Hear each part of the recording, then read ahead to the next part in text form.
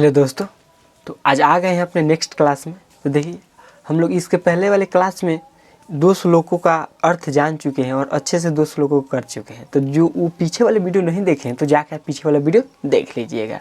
आइए हम इस वीडियो पर बात करते हैं और देखते हैं। देखिए, जिन लोगों का अभी भी एग्जाम है वो लोग भी यानी इस वीडियो को देख सकते हैं। आज जो नहीं जानते हैं उनको उनके पास शेयर करके बताइए लोग कि संस्कृत के श्लोक का वीडियो आ रहा है चैंपियन राज क्लासेस यूट्यूब चैनल पर। तो देखिए आप सब, आइए हम बढ़ते हैं अपने क्वेश्चन के। देखिए, तो ये जो हमारा है ये 3 नंबर श्लोक है, ठीक है, आपके मंगलम पाठ का यानी कि तीसरा श्लोक है, जिसका है सत्यमेव जयते नानृतम सत्येन पंथा विततो देवयान इनक्रम इत्यसो हयाप्त कामा यत्र तत् सतस्य परम निधानम।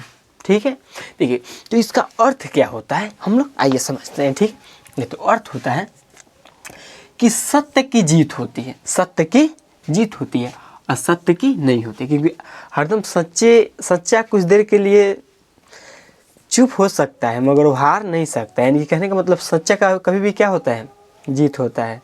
असत्य यानी झूठा का कभी भी क्या होता है, हार ही होता है। भले ही देर से हारे मगर वो झूठा हारेगा ही हारेगा। ठीक है, तो यही बात कहा गया है कि सत्य का क्या है, यानी कि सच्चे का कभी भी जीत होता है, असत्य यानी कि झूठे का क्या होता है, कभी भी हार होता है।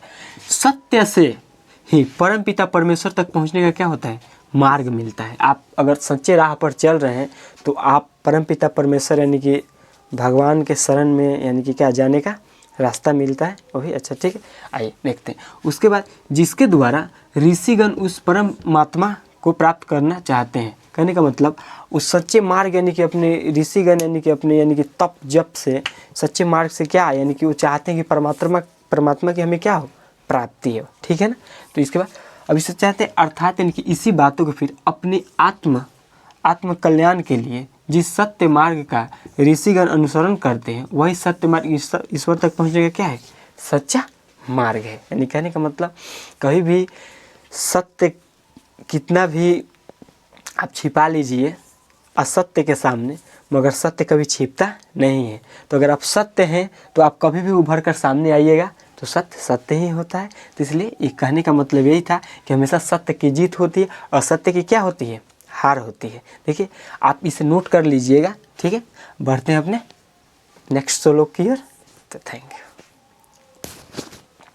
तो देखिए, ये हमारा नेक्स्ट श्लोक है, यानी कि जो हमारा जो चौथा श्लोक है ये है। ठीक है, तो देखिए आइए इसे पढ़ते हैं हम लोग।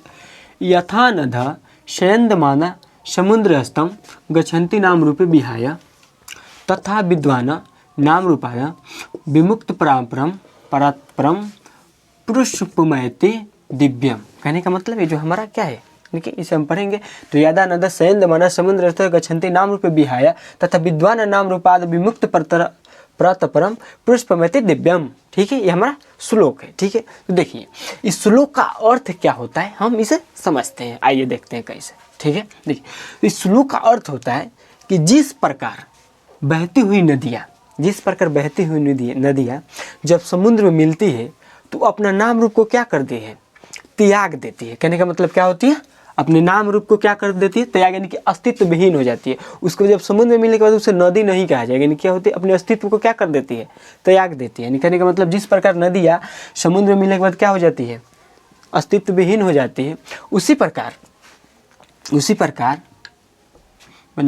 प्रकार विद्वान व्यक्ति जब परमपिता परमेश्वर कि जब भजन कीर्तन यानी कि जब तब करता है तो जब उनका दिव्य प्रकाश पड़ता है उन पर, तो वो भी अपने नाम रूप को छोड़कर क्या हो जाते हैं, मुक्त हो जाते हैं। ठीक है ना, यही आपका इसका श्लोक का अर्थ है। यानी कहने का मतलब जिस प्रकार नदी जब समुद्र में मिलते तो अपने नाम रूप को क्या कर देती है, त्याग देती है, उसी प्रकार जब किसी ऋषिगण पर परमपिता परमेश्वर की कृपा हो जाती है तो वे अपने नाम रूप को त्याग कर क्या हो जाते हैं, मुक्त हो जाते हैं।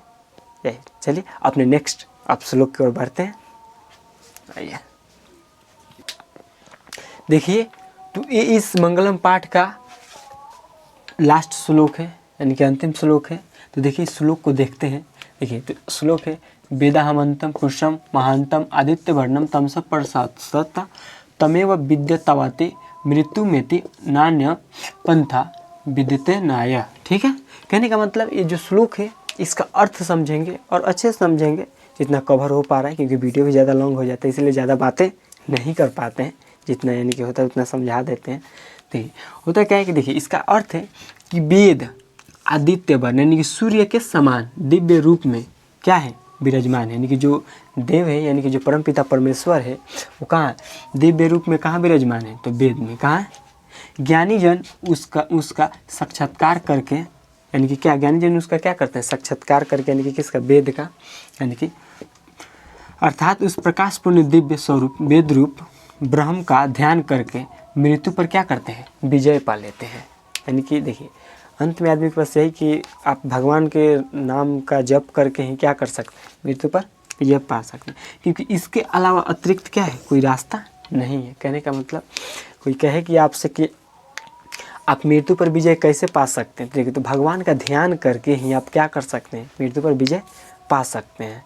ठीक है, तो परमपिता परमेश्वर की जब भक्ति से अगर उनका दर्शन हो जाता है तो उसके बाद इंसान क्या हो जाता है, इस मोह माया की दुनिया से मुक्त हो जाता है।